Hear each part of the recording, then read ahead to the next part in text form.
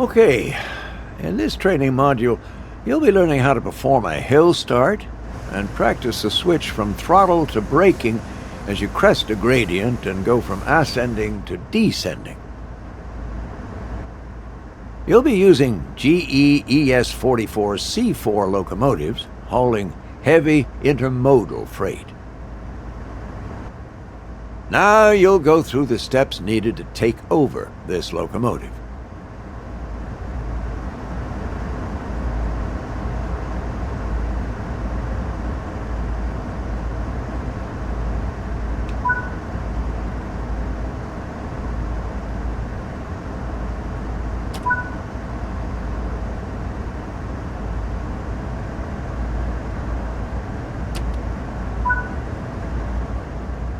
When getting moving, it's worth remembering the following sequence that was covered in the locomotive training modules.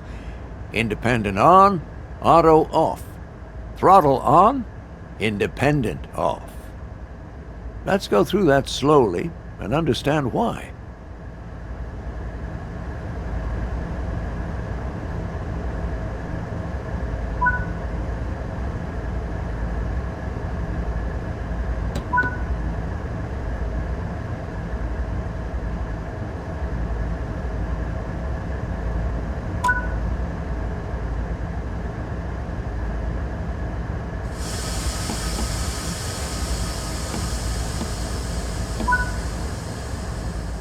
If you apply power too quickly, the wheels will slip.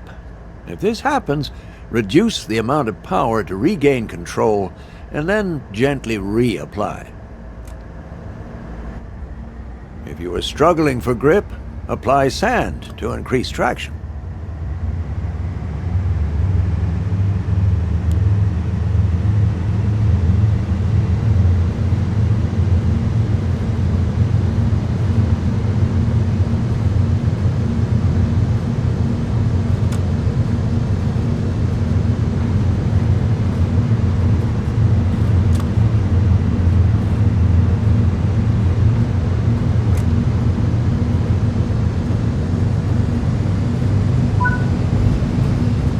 That's it. You're moving forwards under power. If you use the same start process every time you begin moving, it'll become second nature.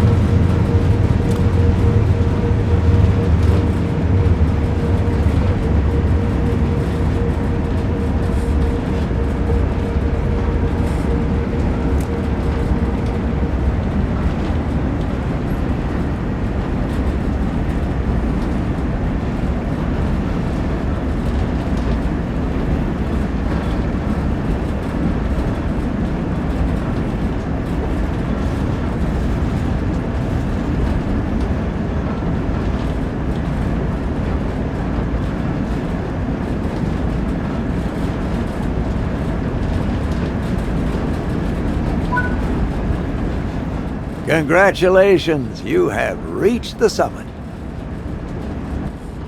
As you start your descent, you'll need to switch to dynamic brakes to control your speed. The most effective speed for dynamic brakes is around 30 miles per hour. So if you're exceeding that speed, you should be slowing down. Above 30 miles per hour, the dynamic brakes become a lot less effective, and you will be more reliant on the automatic brake. The automatic brake on its own will not provide enough fine control over the speed of the train. It's a blunt instrument, because you can't partially release the brakes, and they take a few minutes to apply to the setting you've asked for. If you try to rely on just the automatic brake, you will often find yourself coming to a halt, or going over speed while you wait anxiously for the brakes to apply. Watch the train speed as it crests the top of the gradient. You'll go from needing power to maintain speed to finding that power starting to accelerate the train. When you see that, start backing off power and aim to keep your speed below 30 miles per hour.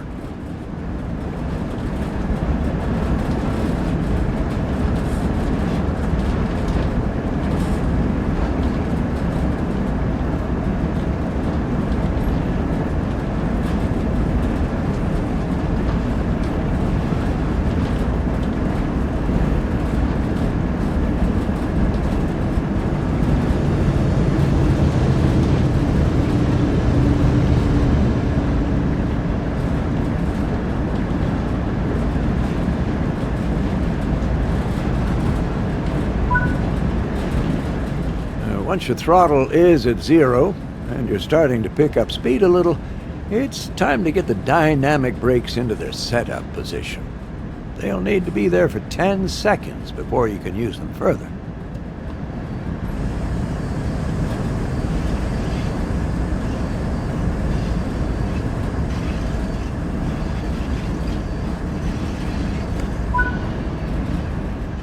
Start adding dynamic brake as needed to keep the speed in check. The dynamic brake is only on the locomotive and will react nearly instantly. As you begin to get to larger amounts of dynamic brake needing to be applied, it's time to bring in the automatic brake to help. In most cases, a minimum set of automatic brake is enough. Apply that now. Watch out that on some locomotives, as you apply the automatic brake, this will cut the dynamic brake out entirely.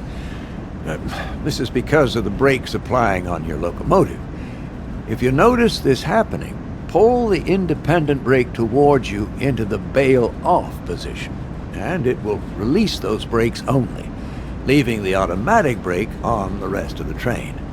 And you will see the dynamic brake come back into action immediately. As the automatic brake begins to take effect down the length of the train, you'll notice the train begin to slow down due to the extra braking effort. Gently dial back the amount of dynamic brake to compensate for this, and continue to try and aim to keep your speed around, but not exceeding, 30 miles per hour. If you find that full dynamic brake is unable to hold the train speed, add a little air with the automatic brake. Wait to see how the train reacts, and adjust with the dynamics as needed. Always work under your target speed of 30 miles per hour. If you find yourself chasing faster speeds, you'll need to take more substantial corrective action with the automatic brake. Okay. Come to a stop up ahead using the automatic brake.